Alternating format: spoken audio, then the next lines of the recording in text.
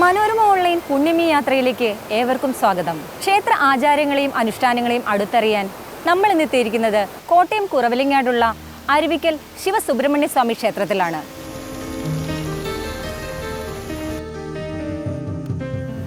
സമൂഹ മാധ്യമങ്ങളിലൂടെ മലയാളികളുടെ മനസ്സിൽ ഇടം നേടിയ മനോഹരമായ ക്ഷേത്രത്തിന്റെ കൂടുതൽ വിശേഷങ്ങളിലേക്ക്.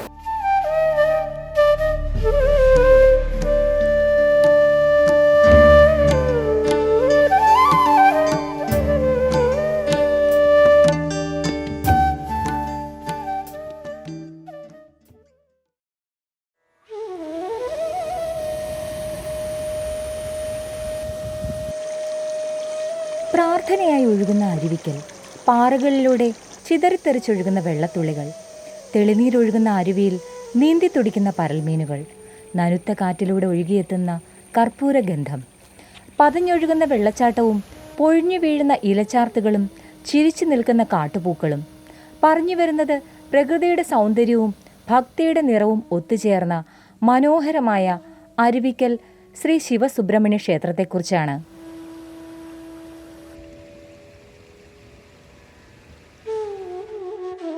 കോട്ടയം ജില്ലയിലെ കുറവിലങ്ങാട് പഞ്ചായത്തിലെ കളത്തൂരിലാണ് ഈ മനോഹര ക്ഷേത്രം സ്ഥിതി ചെയ്യുന്നത്. മഴക്കാലത്ത് ക്ഷേത്ര പരിസരം സമ്മാനിക്കുന്നത് മനസ്സിൽ നിന്നും മായാത്ത കാഴ്ചയാണ്. ഈ സമയത്ത് ഇവിടേക്ക് സന്ദർശകരുടെ പ്രവാഹമാണ്.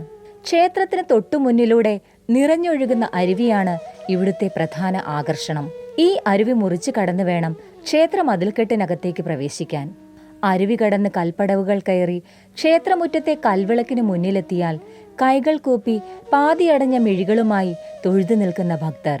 അരുവിക്കൽ ശിവസുബ്രഹ്മണ്യ സ്വാമി ക്ഷേത്രത്തിൻ്റെ ഐതിഹ്യങ്ങൾ പറയുകയാണെങ്കിൽ, പണ്ടുകാലത്ത് ഏറ്റുമാനവും പരിസരവും വനമായി കിടന്ന കാലയളവിൽ വില്ലുമംഗലം സ്വാമിയാറുന്ന ഒരു സന്യാസി ഏറ്റുമാനൂർ വരികയും ശിവചൈതന്യം ഒന്നുണ്ടെന്ന് അത് തെളിയുകയും താൽക്കാലിക പൂജയ്ക്കായിട്ട് അരുവിക്കൽ ശിവസുബ്രഹ്മണ്യ സ്വാമി ക്ഷേത്രം പണിതതായിട്ടാണ് സങ്കല്പം.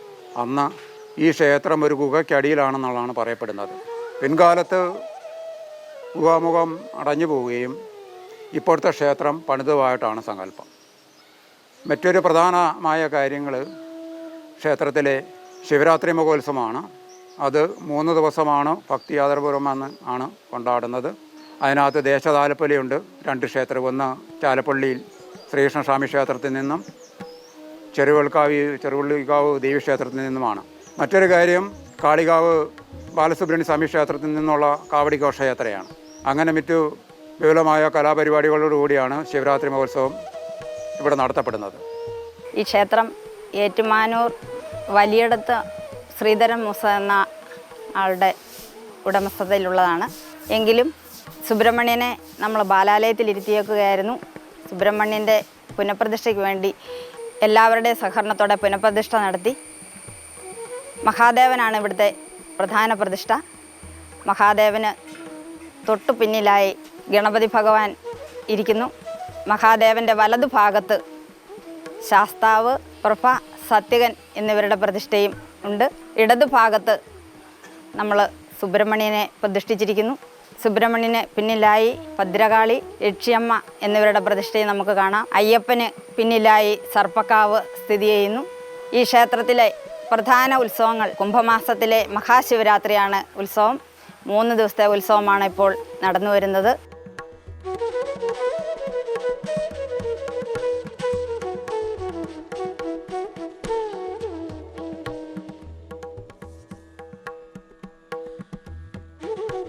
സ്വയംഭൂവായ മഹാദേവനാണ് ഇവിടുത്തെ പ്രധാന പ്രതിഷ്ഠ. ഇരട്ട ശ്രീകോവിലാണ് ഇവിടുത്തെ മറ്റൊരു സവിശേഷത. സുബ്രഹ്മണ്യ സ്വാമിക്കും ഇവിടെ തുല്യ പ്രാധാന്യമാണുള്ളത്.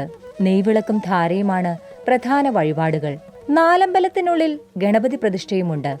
വിവാഹ തടസ്സം മാറാനും ഉദ്ദിഷ്ട കാര്യസിദ്ധിക്കുമായി ഗണപതി സ്വാമിക്ക് തുടർച്ചയായി 7 വെള്ളിയാഴ്ചകളിൽ ഒറ്റയപ്പ നിവേദ്യം സമർപ്പിച്ചാൽ മതിയെന്നാണ് ഭക്തരുടെ വിശ്വാസം. മഹാദേവനെ തൊഴുതിറങ്ങിയാൽ പത്നി പുത്ര സമേതനായി അനുഗ്രഹമരുളുന്ന ശാസ്താവിനെ വണങ്ങാം. പത്നി പ്രഭയ്ക്കും പുത്രൻ സത്യകനുമൊപ്പമാണ് ഇവിടെ ശാസ്താവിന്റെ പ്രതിഷ്ഠ. സമീപത്തായി നാഗദൈവങ്ങളുമുണ്ട്. യക്ഷിയമ്മയെയും ഭദ്രകാളിയെയും വണങ്ങി സുബ്രഹ്മണ്യ സ്വാമിക്ക് അരികിലെത്താം. പഞ്ചാമൃതവും പാലഭിഷേകവും ഒറ്റ നാരങ്ങാമാലയുമാണ് സുബ്രഹ്മണ്യ സ്വാമിയുടെ നടയിലെ പ്രധാന വഴിപാടുകൾ. ഷഷ്ഠി പ്രദോഷ ദിവസങ്ങൾക്കും ഇവിടെ ഏറെ പ്രാധാന്യമുണ്ട്. അതുപോലെ തന്നെ കർക്കിടക മാസത്തിലെ കറുത്തവാവ് ദിവസം പിതൃക്കൾക്കുള്ള പിതൃതർപ്പണം ചെയ്യാനുള്ള സൗകര്യം ഇവിടെയുണ്ട്. അതിന് ധാരാളം ആളുകൾ എല്ലാ സ്ഥലത്തു നിന്നും എത്തിച്ചേരുന്നു. അതിന് ബലിതർപ്പണം ചെയ്യുന്നതിനായി നമ്മുടെ ക്ഷേത്രത്തിന് മുന്നിലൂടെ ഒഴുകുന്ന പുഴയിൽ നമുക്ക് സൗകര്യമുണ്ട്. മറ്റൊരു പ്രധാന കാര്യം മണ്ഡലകാല ചെറുപ്പ് മഹോത്സവം 41 ദിവസം ഇവിടെ വിപുലമായ രീതിയിലാണ് നടത്തപ്പെടുന്നത്. ക്ഷേത്രം 2015 പുനരുദ്ധാരണം തുടങ്ങി വെക്കുകയും 2018 അത് പൂർത്തീകരിക്കുകയും ചെയ്തു.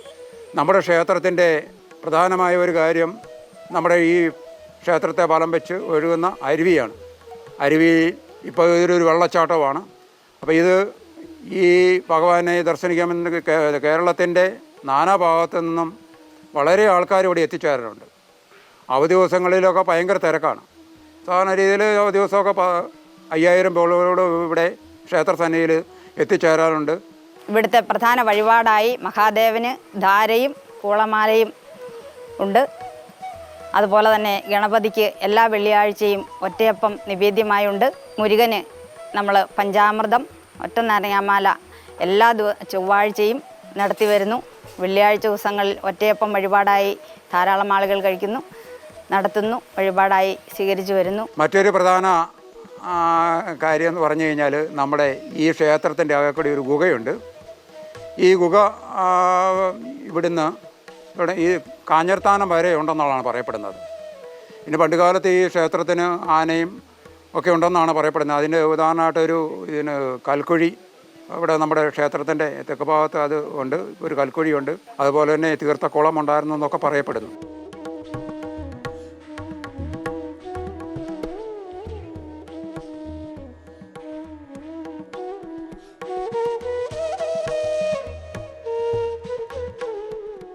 മഴക്കാലമാണ് ഇവിടം സന്ദർശിക്കാൻ ഏറ്റവും അനുയോജ്യമായ സമയം. മഴ കനത്താൽ ക്ഷേത്രമുറ്റത്തും നാലമ്പലത്തിനുള്ളിലും വെള്ളം എത്താറുണ്ട്. ക്ഷേത്രത്തിന് മുന്നിലൂടെ അരുവി ഒഴുകുന്നതുകൊണ്ടാണ് അരുവിക്കൽ എന്ന പേര് ലഭിച്ചതെന്നാണ് ഐതിഹ്യം. വെള്ളച്ചാട്ടത്തിനടിയിലായി ഒരു ഗുഹ ഉള്ളതായും പഴമക്കാർ പറയപ്പെടുന്നു. ശിവരാത്രി, കർക്കിടകവാവ് ദിവസങ്ങളിലാണ് ഇവിടെ ഏറ്റവും തിരക്ക് അനുഭവപ്പെടുന്നത്. വാവ് ദിനത്തിൽ ബലിതർപ്പണത്തിനായും 100 കണക്കിന് ഭക്തർ എത്താറുണ്ട്. പ്രകൃതി ഒരുക്കിയ മനസ്സ് കുളിർപ്പിക്കുന്ന കാഴ്ച കാണാനും ചിത്രങ്ങളും വീഡിയോകളും പകർത്താനുമായി നിരവധി ആളുകളാണ് ഇപ്പോൾ ഇവിടേക്ക് എത്തുന്നത്. അരുവിക്കൽ മഹാദേവനെ തൊഴുതുമടങ്ങുമ്പോൾ മനസ്സിൽ വിശുദ്ധിയുടെ ചന്ദനഗന്ധവും ഭക്തിയുടെ നൈർമല്യവും മാത്രം.